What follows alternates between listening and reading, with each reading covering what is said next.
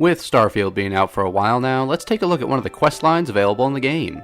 Hey everyone, I am Doodleman149, and today I'll be taking you on a guided journey through one of Starfield's smaller quest lines. In particular, I'll be walking you through the fairly involved quest of saving some list settlers from spacer menaces.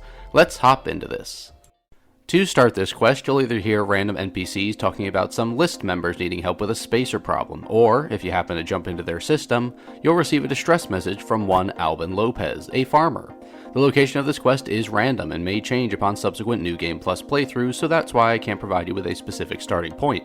However, once you hear the rumors from an NPC or the distress call from Alban, you'll get an update letting you know that the Failure to Communicate quest has started. Follow the quest marker to the Lopez farm to get started. Upon meeting Alban Lopez, he'll be very standoffish and will actively threaten you with the least threatening pistol in the game. Once you assure him that you aren't there to harm him but rather there to help him, his attitude will change dramatically. He'll take you for a mercenary and will offer you a chance to help him out for some credits. What he needs you to do is eliminate some spacers in various orbits around the system who are guarding communication satellites that you need to repair. There are 3 satellites that need fixing, so simply clear out the spacer scum and approach the satellite to repair it. Alban will talk to you after each fixed one and will also contact the owner of the satellite you just repaired. You'll be able to make contact with Chanda Banda and Jacqueline Lemaire, but the third family, the Wens, will not respond and are presumed dead due to the spacers. Once you repair all the satellites, Alban will propose all the surviving families and you meet aboard Jacqueline's ship to sort things out. Once you head to Jacqueline's ship and board it, you'll be greeted by the leaders of all the list families in the system. Jacqueline and Alban will exchange hostile words with each other. Alban will implore Jackie for them to all work together to eliminate the spacers, while Jackie retorts with her having enough resources to weather the storm without Alban or Chanda. You are then asked by Alban to convince Jackie and Chanda to join a defense pact to go against the remaining spacers. Chanda will agree to join regardless, but Jackie needs convincing. You can persuade her, pay her, or use your previous knowledge as a Starborn to convince her with ease.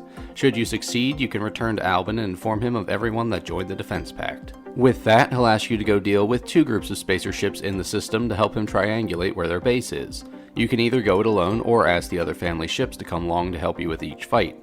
If you have a weaker ship, this assistance will go a long way. I went solo, however. Simply wipe out the 2 rather large groups of spacer ships before Alban calls you back to regroup. With the spacer ships gone, Alban is able to triangulate where all the spacers are based out of. It turns out to be an abandoned star station in the system. You and the members of the Defense Pact, whomever you manage to recruit anyway, will join you on a final assault to wipe out the spacers. The battle has 2 phases. There's a space battle around the star station where you take out all the spacer ships with your allies before moving to the second phase, the boots on the ground phase in the station itself. The first area will have you assisted by all members of the Defense Pact against a decently sized spacer force.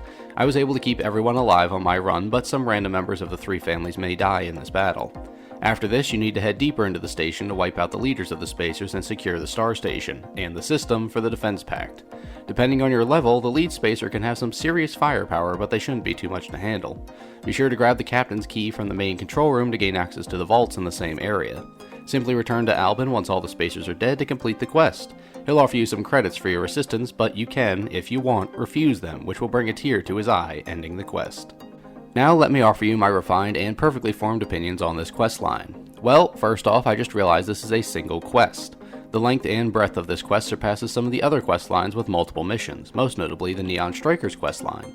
The characters have some decent depth to them, and you can learn about their personal relationships with one another as you progress through the mission. Alban is a former con man who would frequently take advantage of his fellow list members whenever it would benefit him, but the spacer scourge in the area has made him change his ways. The way you interact with him can also have a positive impact on his personality. Chanda has basically no personality, he's just along for the ride, and Jackie has a very gruff, spiteful attitude towards Alban and you, depending on how you treat her. She'll even offer you a chance to quietly assassinate Alban during the quest, but that's up to you whether or not you're a scumbag. On the tangible side of things, this mission offers tons of loot. All the spacers have decent loot to acquire, and I'm sure, by the end of the mission, you'll have plenty to be over-encumbered with. While you can take credits as payment in the end, with all the loot, it's unlikely that you'll need the extra. This mission also boasts a unique challenge for me, and that is huge space battles. The biggest one I've had besides this was the battle for the key, and that involved all of SysDef and the Crimson Fleet. This was just some farmers and myself versus a fleet of spacers. My first playthrough had me struggle with this mission, but now that I can build a proper ship, this one isn't too hard. So if you're looking to help some settlers who are just being hassled by the less than respectable denizens of free space, then this is a quest for you. You can be a white knight, a mercenary, or a piece of garbage. There's lots of ways to take the conversation, there's tons of combat, tons of loot, and it's just an overall really fun time to be had. And so that's all for today, explorers, a walkthrough of the entire failure to communicate questline. It was longer than expected despite being a single quest, and there was tons of money to be made and tons of bad guys to obliterate. I'll give this massive quest a very solid 8 out of 10. I highly recommend it. Was there anything I missed? Let me know in the comments below. I hope you're all enjoying the game so far, and I hope it's everything you wanted it to be. So with that, be sure to keep an eye out for my future Starfield content and like and subscribe for more. I've been your guide, Doodleman149, and I'll see you again, sometime, somewhere, amongst the stars.